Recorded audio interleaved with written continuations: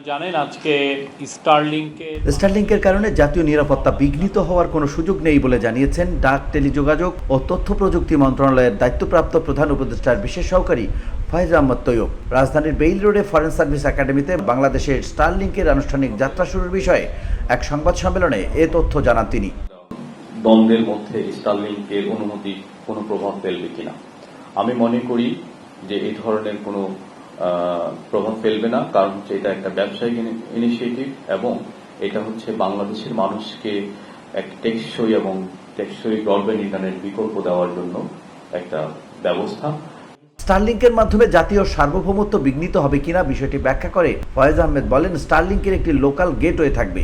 এর commercial test run ও ground test চলমান। এসব কার্যক্রম সম্পন্ন করার জন্য স্টারলিংক কোম্পানিকে 90 দিনের সময় দেওয়া হয়েছে, যার মধ্যে 10 দিন গত হয়েছে। স্টারলিংক যেহেতু বৈশ্বিক প্লেয়ার, সে তার নিজের মতো করে বাংলাদেশের ডিস্ট্রিবিউটর নিয়োগ করবে। সেখানে আমরা কোনো ধরনের কোনো বাধা কিংবা প্রভাব দেইনি। এখনো পর্যন্ত আমরা কারোর পক্ষে তদবির করিনি, তারা নিজেদের মতো করে ডিস্ট্রিবিউটর ঠিক করেছে।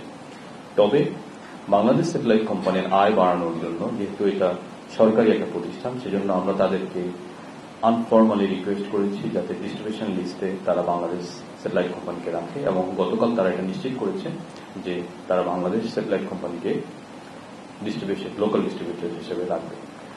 ফয়েজ আহমদ তৈয়ব বলেন, অতিবাহিত হলেই তাদের লোকাল গেটওয়ে বাধ্যতামূলক হিসেবে ব্যবহার করতে হবে। এর ফলে জাতীয় নিরাপত্তা বিঘ্নিত হওয়ার কোনো সুযোগ নেই। পাশাপাশি ডিভাইসের ক্ষেত্রে রেট, ভ্যাট ও ট্যাক্স আছে, তাই ডিভাইসের বিষয়ে এনওসি নেবে তারা। মাইক্রোওয়েভের মাধ্যমে স্বল্প সক্ষমতার ব্যান্ডউইথ দিয়ে এই টাওয়ারগুলোতে ইন্টারনেট দিতে হয়। তো যেহেতু এক একটা টাওয়ারের অধীনে হাজার হাজার গ্রাহক থাকে, তাহলে এই স্বল্প সক্ষমতা তা আবার বাকি ব্যবহারকারীদের মধ্যে শেয়ার হয়ে যায়। তো যে জন্য আমাদের বর্তমান গ্রাহকরা আসলে সব চেষ্টার পরেও ক্যাপাসিটি সক্ষমতার কারণে তারা ভালো ইন্টারনেট সেবা পায় না। স্টারলিংক এই অচলাবস্থাটা দূর করবে।